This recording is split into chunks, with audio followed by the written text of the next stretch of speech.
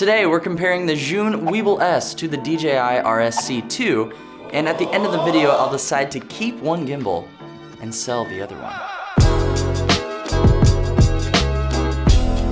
Gimbal. When I test a gimbal, the first two questions that come to mind are, how much weight can it hold, and how smooth is the footage? If you want to jump around in the video, feel free to check out the timestamps in the description. The Ronin claims a max payload of 6.6 pounds, while the WEEBIL S doesn't actually have a specific payload, even listed on the website. But I have had the WEEBIL S for quite a while now, and I've successfully balanced the Fuji X-T4 in a cage with the Sigma 18-35 adapted to the camera.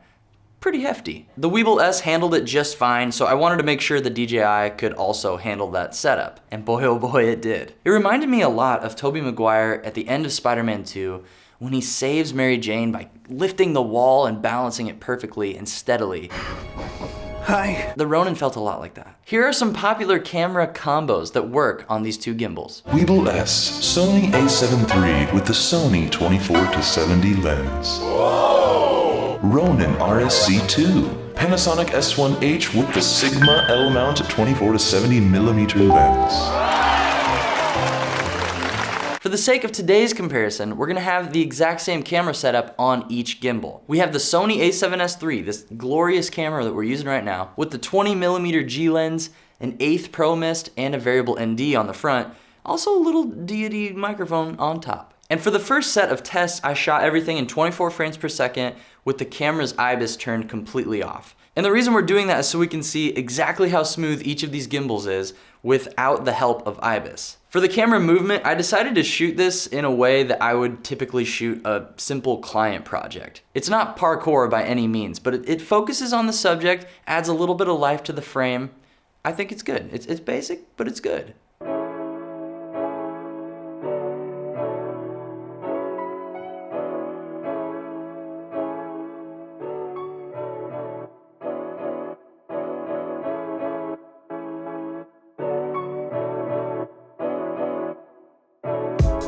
I just bought a new whip, spent a couple thousand just to cruise it. Shawty said she love me, but I swear she'll never prove it. I never tell her, but I put it in the music. Well, that's okay. All I wanna do is make the best of my whole day. Thank the Lord up above, get the cream on the side, make you laugh to know it. That's the stuff that I love, la la da da da. We can be friends if you wanna. We could just talk if you wanna.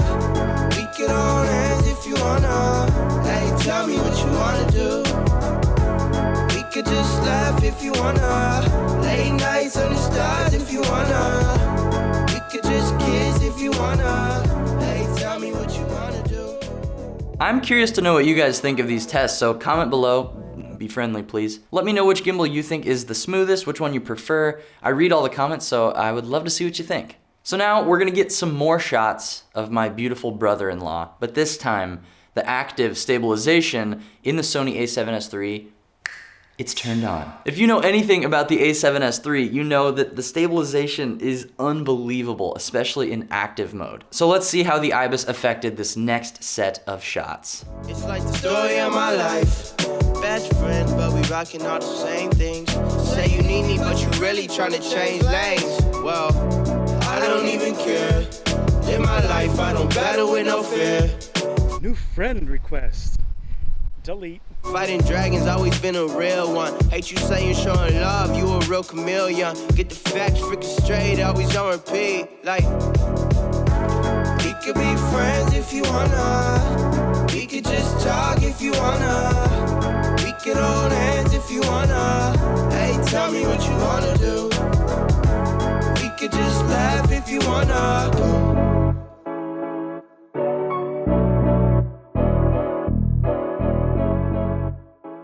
I'm not gonna make you wait till the end to hear my thoughts on the footage.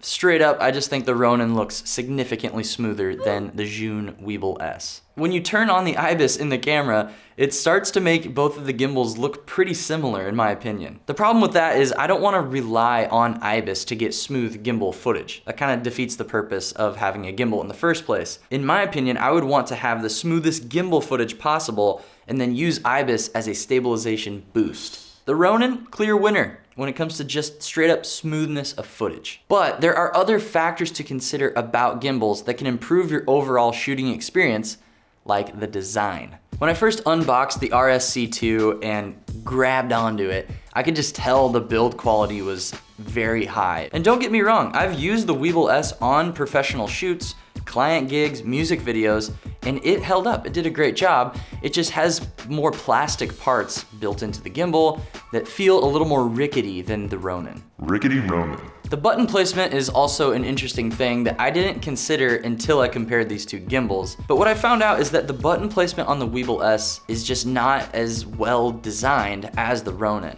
So if you look at the WEEBIL S, you can see the buttons are right on the main grip, right where you're holding the gimbal to get stable footage. It would be easy to tap one of those buttons or the joystick and maybe mess up your shot or stop recording or push focus to a weird spot. All that stuff is so crucial, especially if you're shooting something like a wedding film where you can't redo every shot. On the Ronin, all the buttons are elevated to right above the main grip of the gimbal, which I really appreciate because you're not gonna accidentally hit these buttons unless you like drop the whole thing, I guess. Overall, I just prefer the quality and the placement of the buttons on the Ronin. Locking motors. This is an interesting one because on my WEEBIL S, I've actually had the locks break out of their position when I was traveling, and it's now made the locking mechanism a lot weaker. So it can kind of break out of position when I'm balancing the camera sometimes. And I've had the WEEBIL S longer, so it might not be as fair, but I think the locks seem stronger on the Ronin as well. Having rock solid locks will help you transport your gimbal a lot safer, and also it'll make your balancing easier. And something I noticed about the balancing between these two gimbals is that the Ronin actually gives you two ways to adjust your camera left and right. So you can adjust the main base plate that the camera sits on left and right so it fits into the gimbal.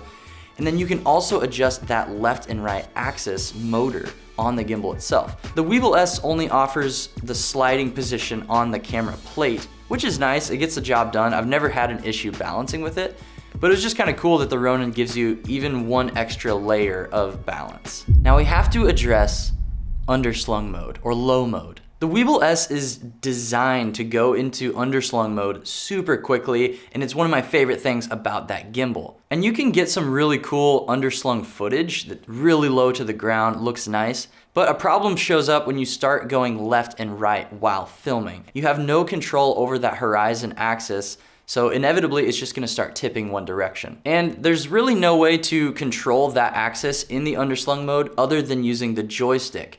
But you can't really compensate in a smooth way to get a natural looking horizon. You just end up making the motors shift really quickly, it looks robotic, and then your shot's just kind of ruined.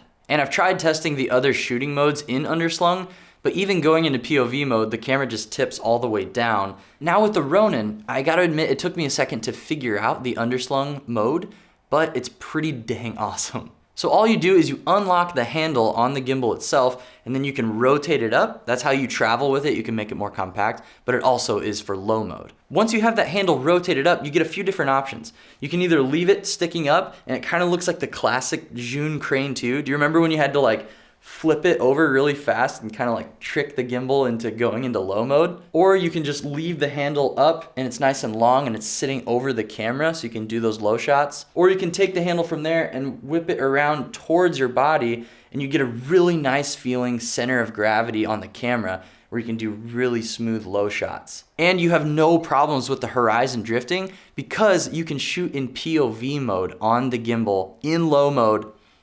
It's so great. Sorry for this audio quality. I'm in POV mode, so if I try to rotate the handle like that, it'll move the whole gimbal.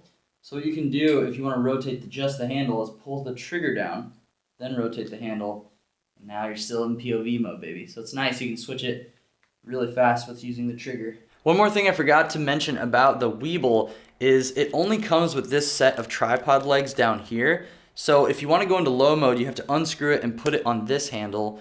Or you can do what I did and buy an additional handle to screw onto this part, which is really nice because it gives you 2 points of contact so you can rotate the gimbal around with nice and sturdy strength. And you can just go right down into low mode super quickly. I like this, it feels nice, but there are those drift issues that you can't really escape. It's a different day now, so I'm wearing pink. We talked about underslung mode, we figured that all out. But what about all those beautiful people out there who are shooting in portrait mode or vertical mode. With the DJI, all you do is double tap on your mode button, it goes into portrait mode, then you do the classic tilt to get your shot. Now obviously this is pointing straight out, which might be a difficult angle for some people to shoot in because you're gonna get tired pretty quick, but you can use the trigger when you hold it down to kind of readjust the arm a little bit so that you get a lower center of gravity on the grip itself. But there's another way to shoot in portrait mode. Let me show you, it's pretty handy. So if you just unscrew it and let it go down, your camera will most likely make the hinge bend too far down. But what's cool is that screw that unfolds the handle, you can tighten it to keep it straight. So I usually do like a 90-degree angle like this and then tighten it and that baby will be rock solid. So now you have a much easier way to hold your camera in vertical mode and you can lower your screen down, double tap to straighten everything out. It's really nice, it feels super comfortable. It's a lot better for me than holding it in that straight out position. But wait, there's more. There's one other thing you can do. You can unscrew the tripod legs. There's a hole that is exposed here when you unhinge it. And now you get a double grip like this, which is the most comfortable way to shoot in my opinion when you're doing vertical mode. You can see your screen. If you have a flip screen, you can just tilt it up like this, get a better angle and it doesn't hit the motors at all. You're rocking. So now the ZHIYUN WEEBIL S also has your vertical mode with a double tap. The problem with this is when you go to shoot in vertical mode, it's kind of similar to those underslung problems where you have to use the joystick to place your horizon. And a lot of times when you're moving left and right with this setup, you're gonna lose your horizon. It's gonna start to drift. Because of the better strength of the motors and the multiple ways of shooting in vertical or portrait mode, I have to choose the RSC2 for this test as well. But not everything in life has to be hard. So let's talk about software. Sorry. When I use gimbals, I tend to slow the motors way down so I can get really subtle cinematic footage. And both of these gimbals give you a ton of customization options in the menus when it comes to smoothness and the strength of the motors. On the Ronin, there's an option for super smooth, but you have to make sure to auto-tune your gimbal when you select that, which I definitely recommend doing before you shoot anyway, because it basically just has the gimbal calculate the motors for the camera setup you have on it and makes it even smoother. And I think the footage I shot speaks for itself. It looks really nice. Navigating settings on a gimbal has to be efficient in my opinion, because that can make or break getting a shot on set. And this just comes down to the user interface and the screen on the gimbal.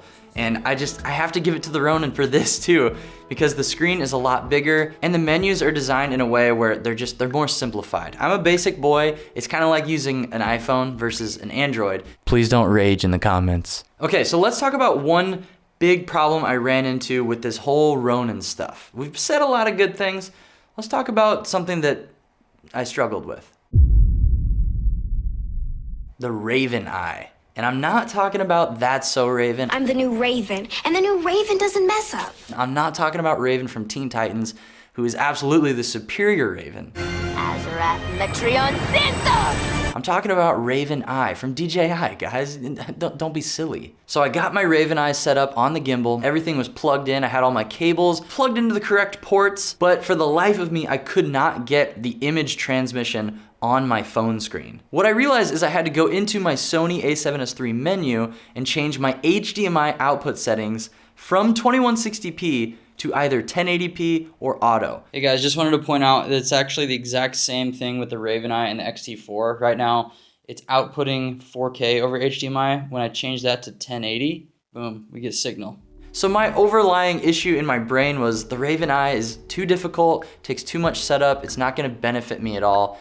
And once I figured out that menu setting, it kind of debunked that for me. And I know not all of us want to use our smartphones connected to our gimbals, but if you don't want to spend extra cash for a monitor and you already have a nice screen from your cool iPhone that you definitely got for Christmas, this is a good option. When all of that's set up and working properly, it's a nice little external monitor right from your phone. You get LUTs on there for all the different log formats. You get focus peaking, you can do time lapses, you can do tracking, which is crazy. This can be really helpful if you're a one-man crew, maybe you're using cinema glass or you don't have autofocus, and you just need a little bit of assistance in tracking your subject while you're focusing on where the gimbal is going. And the latency is actually really good, especially for being wireless Wi-Fi transmission.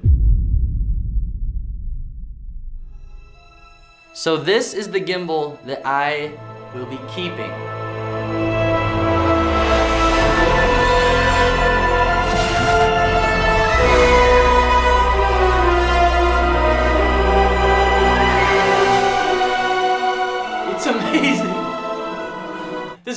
not sponsored, it's just my opinion.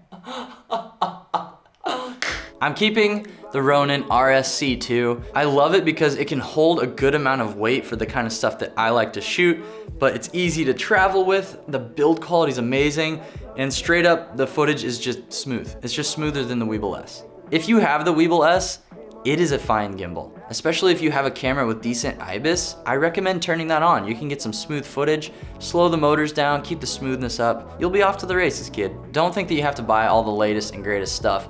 And I know I'm a gear reviewer telling you that, so it probably sounds goofy, but I just wanna stress that you should enjoy what you're making and not be obsessed with the gear you're using. That's all, bye.